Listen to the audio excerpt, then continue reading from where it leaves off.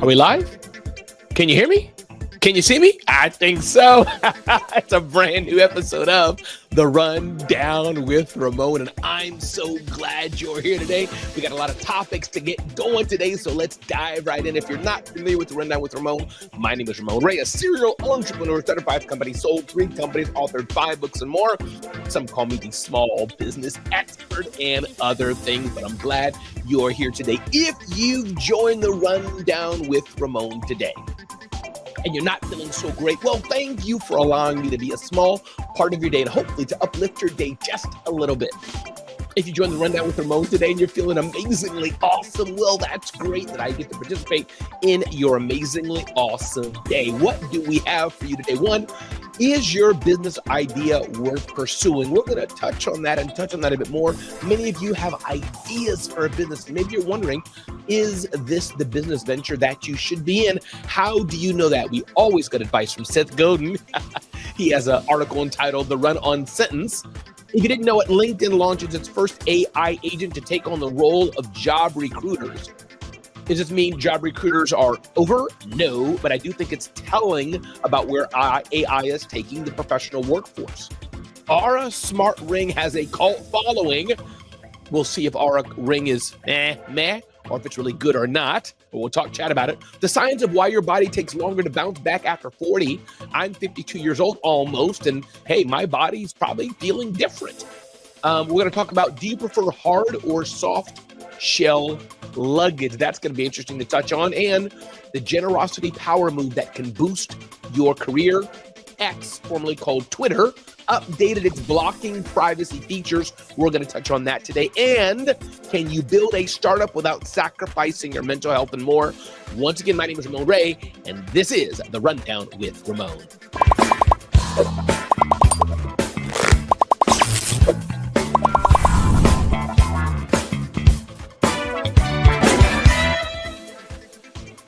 Hey, and welcome our friends. We got who's in the house. We got Facebook user, good day to you. We got Deborah Williams is back. Good day to you, Deborah Williams. Kimberly Wyckoff, good day to you as well. Glad to see you all here on The Rundown with Ramon. Glad you see value in sharing your day with me. So let's begin The Rundown with Ramon. Turn off this music first. Here we go. Is your business idea worth pursuing? Is a common question that people ask. Is your business idea worth pursuing? Is it or is it not?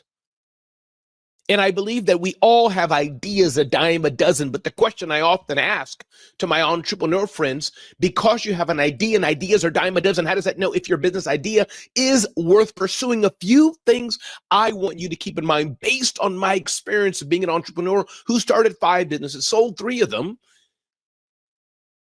is one, are you an expert at this idea? That doesn't mean you have to be. You can buy a franchise. But one thing I do ask, do you really know the craft of what you're doing? Do you know the coffee business? Do you know the dishwashing business? Or can you learn it? But do you have some expertise in it or not? That's number one. Number 2, do you really enjoy doing it? Can you stay in it for the long haul, waking up day after day after day and doing it? I love this. Now, this is just not part of the business, because the other parts of the business are you willing to sell and make money? And I'm talking about for us small businesses, not those who are hiring a team and all that. But let's say you want to open up a retail store, or you want to open up a coffee shop, you want to open up a design studio, whatever you're opening up. You have the aspect of doing the work, yes, but then you got to make sales. Are you willing to go to customers, talk to large brands, small brands, consumers or retailers, B2B, B2C, whatever it may be, and sell? Number 4, have you thought before you started the business? Put a little business plan together, back of a napkin type of thing. Doesn't have to be a million words. But where's your customer at? Who, in fact, is your ideal customer? What's their demographic? What's their psychographic to understand who is going to be buying from you? Do you have an idea of some of the costing or not? Before you take this idea, just to sketch it out. What does it cost to make this cup? How much do you have to sell the cup for? How many cups do you need to sell to be profitable and pay yourself, pay your team? So things like that. An idea is great. Who else is doing it? And to say nobody else is doing it, that could be a danger. Even Tesla, Other people had electric cars. They just did it better or different. So those are some things I would think about as you're thinking about taking your idea into a business, and be careful of that venture capital downfall. Oh, I'm going to get other people's money. I'm going to get venture capital money. I'm going to get borrowed $25 or $10,000 to start my business. Be careful of that trap. Mark Cuban said it, and I really think for us smaller businesses, sales cures a lot of things. Can you at least make that first, that second, that third, that 10th sale to validate your idea? If you've just joined, my name is Ramon Ray. This is the Rundown with Ramon, and I'm so glad you're here today. Moving forward, ding, ding, ding, ding, ding, ding, ding, ding. The run-on sentence, advice from Seth Godin, the run-on sentence. Seth Godin says this: periods were an extraordinary invention. It took thousands of years of writing before we settled on this simple convention. The most direct way to improve your writing is to make your sentence shorter. I was reading a magazine article yesterday and was rapidly losing interest. The topic appealed to me, but I couldn't keep reading. Then I noticed that halfway through the first column, I was still on the same sentence. We have trouble keeping that long a string in our heads at once. You can make sentences too long, but it's hard to make them too short. The best way to convey an idea, the best way to communicate oftentimes is be brief. This doesn't mean everything you say has to be short, but this does mean if you're good at what you do and you're an expert at what you do and you can explain any idea in a simple concept that, what do they say, a third grader, sixth grader, whatever it is, can understand, you may want to rethink that. So that's some advice from my good friend, Seth Godin. Ding, ding, ding, ding, ding, ding, ding, ding, ding. LinkedIn AI job agents. This is not a new headline. We're going to see these headlines over and over and over and over and over again. But LinkedIn job agents are here to, quote unquote, take the place of recruiters. Now, the danger of this, for me, the bigger issue indeed, communication certainly is an art. The danger for this certainly is not necessarily for the job recruiter. That is something there. But I wanted to get really to the person that's trying to break through, the person that's trying to break through the gatekeeper as AI gets more and more in your way.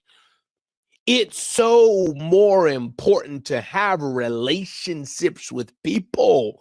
This is the key of success today. Do you know people? Are you building key relationships with people that can help you move the needle forward in your business or in your life? Are you building relationships? Are you flying and attending in events? Are you shaking hands? Are you making an impact on the lives of other people to check in on them, see how they're doing, see how you can be of service, see how you can be of value? And everybody won't know how they can leverage you. So people may say, thanks for checking in, and that may be okay. But I'm telling you, as AI becomes more and more dominant as the gatekeeper for many things, as they begin to take millions of resumes, millions of input, and just spit out what the data shows, this is where the relationship is important. Yes, you should know how to communicate. Yes, you should know how to write. Yes, you should know how to build a proper resume, a proper proposal, proper pitch. But also importantly, you better darn well build key relationships. My name is Ramon Ray. This is the Rundown with Ramon. Glad you're here today. Ding, ding, ding, ding, ding, ding, ding, ding. Why the Aura Smart Ring has a cult following. If you're using an Aura ring, could you hit me up? Could you let me know how you're using it, if you like it or not? I'd love to know. You can just email me, ramon@ramonray.com. Hit me up, DM me across social platform. But I'd love to know if you like the Aura ring or not. Wall Street Journal is writing about the Aura ring and says a few things about it. Aura rings are everywhere. Soccer stars have them and more. You set it and forget it. You set the Aura ring and just forget about it. I'm sure you have to charge it in some way, shape, or form at some point, but I'm guessing the charge time is long. It looks pretty good. It's sleeker, longer battery life than the Ring 3. Some competitors have a leg up in certain areas, though, including charging. It might seem counterintuitive, Wall Street Journal writes, that a device that's just as expensive as a smartwatch is worth the price, but some people are saying, especially women, that it can be. For whatever reason, all day, all night comfort. A watch you can't really leave on your hand all day, or you can, but the Aura ring, you put it on there and you forget about it.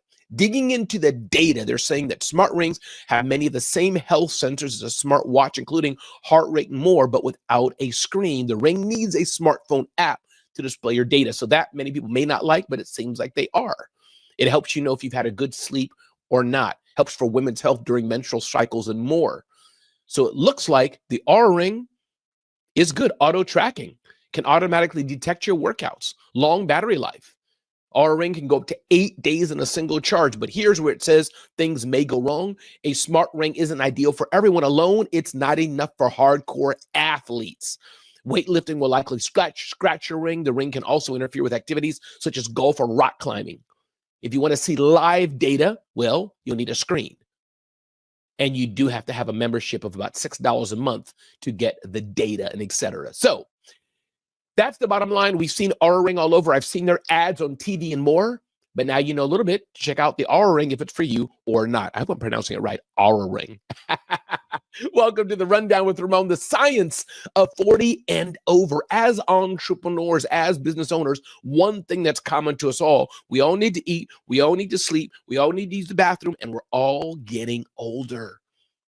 So what do you do about this? Well, I'm not going to go into a whole thing about what to do, but I just wanted to raise the alarm, raise the notification that we're all getting older. We're all getting older. And it's important to take care of our bodies. It's important to understand that the body of a 50-year-old is not the same as the body of a 30-year-old. That's just a fact. The muscle density, the nutrients needed, and all the kind of things change as you get older. These midlife declines and resilience parallel. Emerging science suggests that aging itself doesn't happen in a linear way. Doctors and research say it often comes in waves. 40 and falling apart. People get older and they're wondering, why do I seem to be falling apart? Research shows we lose roughly 3 to 8% of muscle mass per decade after age 30. It's a fact. With a faster decline after 60, while fat mass increases. This can lead to less mobility and a greater risk of falls and injury, plus other long-term effects. The changes mean we need to eat progressively fewer calories as we age to maintain our weight. Muscle tissue stores more water than fat mass does, so we are more susceptible to dehydration. We also tend to take more medications and more. So the point here is I'm not giving a whole medical lesson to you today, but as business owners, and we're 40 and we're 50 and we're 60 and we're 70, we need to be careful. Emotional toll can be different. Our parents are getting older. Our children are moving out. So our mental health is important as we age. My point today to you, take care of your body. Take care of yourself, even and especially as entrepreneurs. Ding, ding, ding, ding, ding, ding, ding, ding. Hard luggage versus soft luggage. I saw this debate and I had to jump into it. I have soft luggage. I never used hard luggage.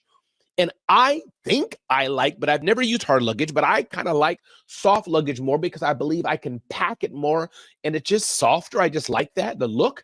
But I don't know, hard luggage, usually it's clamshell, 2 different sides. So maybe I could optimize my packing if I had 2 different sides to pack into, that I could segment my clothing if needed. I've never tried hard shell luggage, but maybe one day I did. One day I should rather.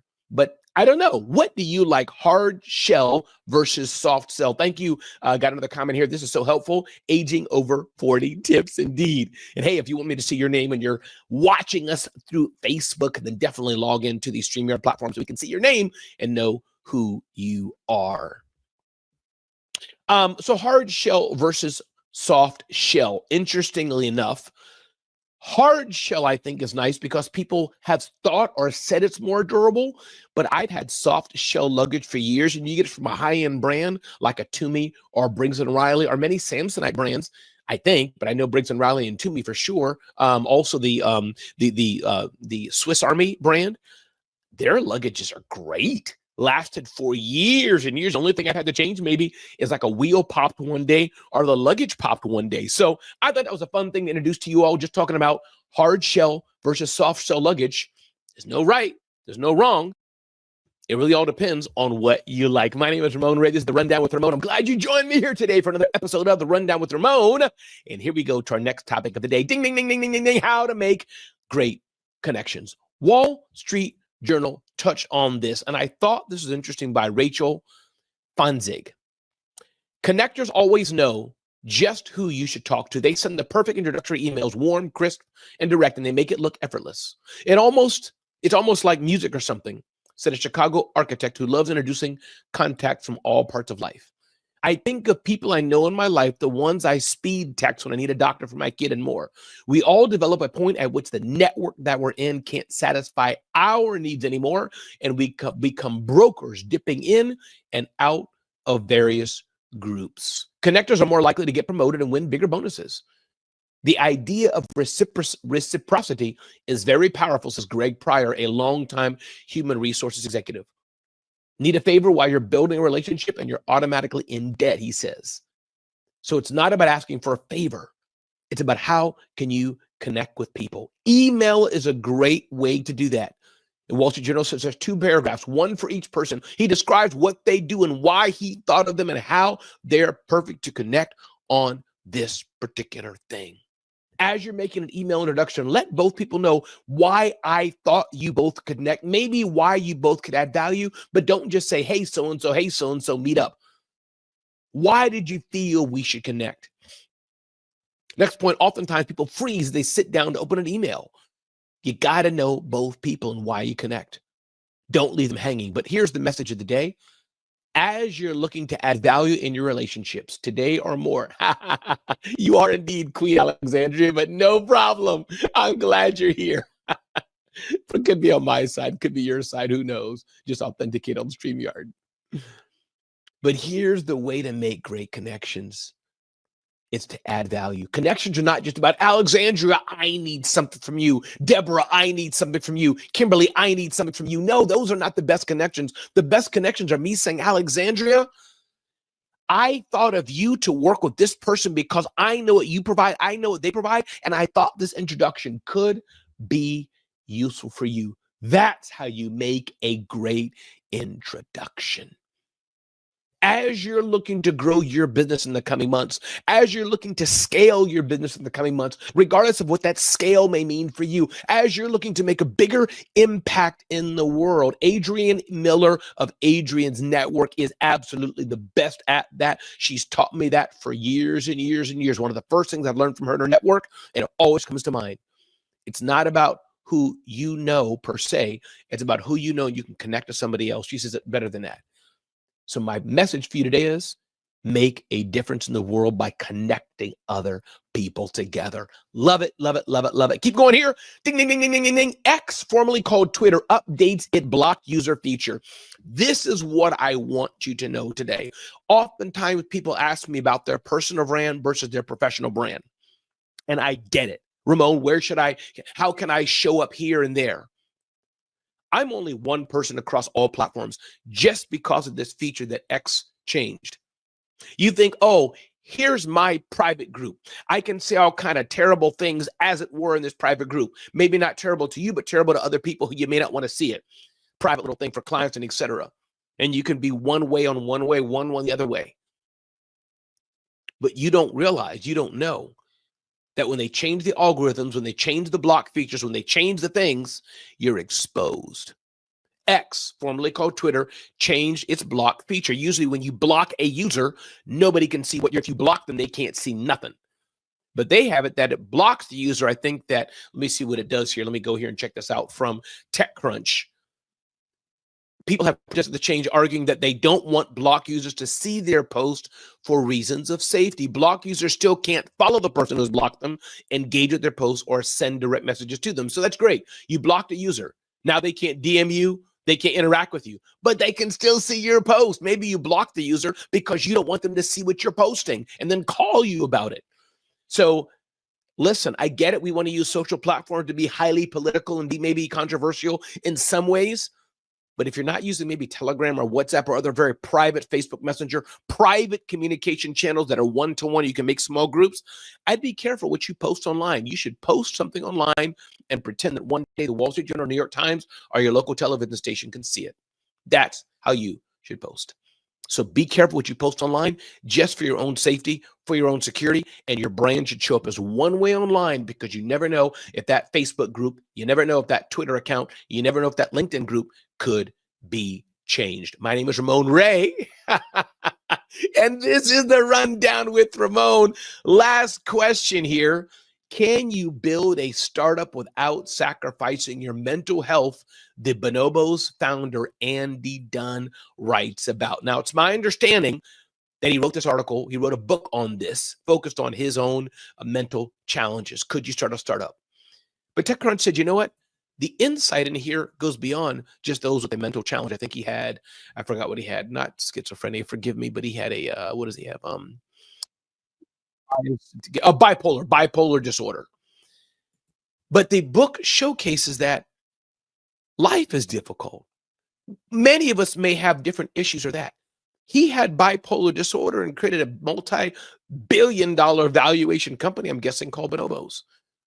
Just because you have issues doesn't mean they can't be managed, doesn't mean you can't get help, doesn't mean you can't do better, doesn't mean you can't do purposeful, doesn't mean you can't do great things. And that's what I want you to know today, that no matter the challenges you face in life, no matter what you're going through, no matter what you have or don't have, you can always do things better. My name is Ramon Ray. This is the Rundown with Ramon. And if you're enjoying this content, I encourage you to check us out at zoneofgenius.com.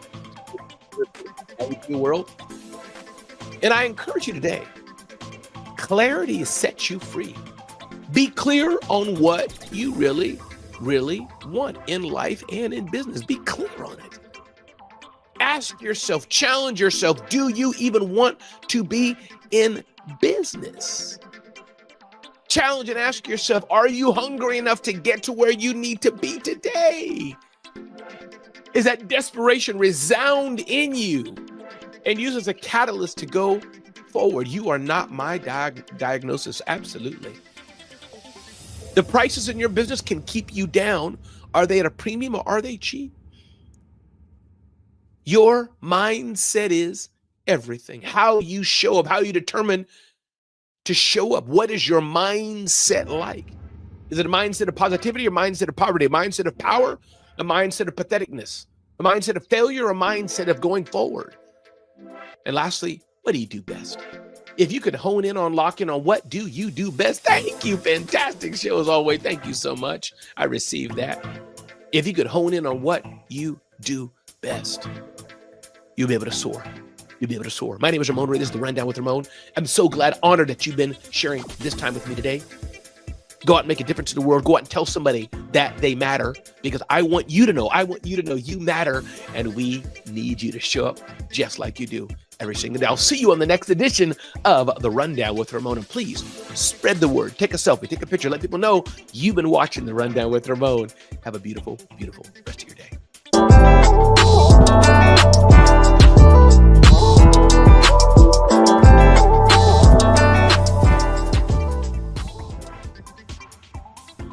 That's a wrap. See you next time.